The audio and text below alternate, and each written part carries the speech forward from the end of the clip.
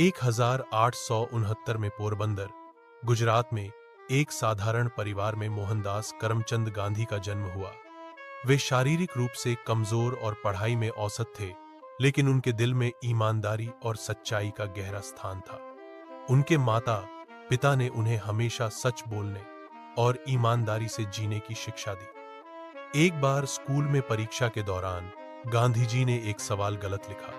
जब शिक्षक ने उन्हें बगल वाले से देखकर सही करने का सुझाव दिया, तो उन्होंने मना कर दिया और कहा, गलत लिख लूंगा, लेकिन झूठ नहीं बोलूंगा। उस दिन उन्होंने यह तय कर लिया कि उनके लिए सत्य सबसे बड़ा धर्म होगा। समय के साथ गांधी जी ने अपनी पढ़ाई के लिए इंग्लैंड का रुख किया, जहां उन्होंने नियमों के पालन को देखा और अनुशासन और सादगी को अपने जीवन का हिस्सा बना लिया।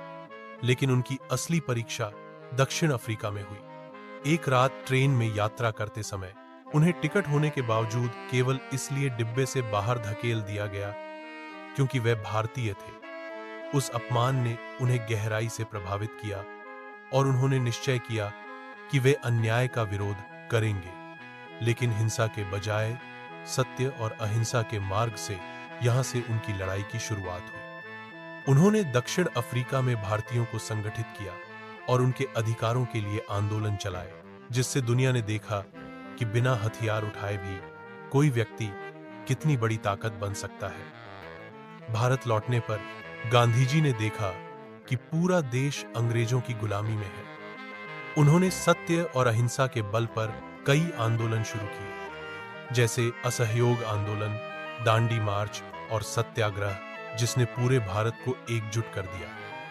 लोग लाठियां खाने और जेल जाने के लिए तैयार थे, लेकिन उन्होंने हिंसा का सहारा नहीं लिया। उनका विश्वास था कि सत्य की हार कभी नहीं होती।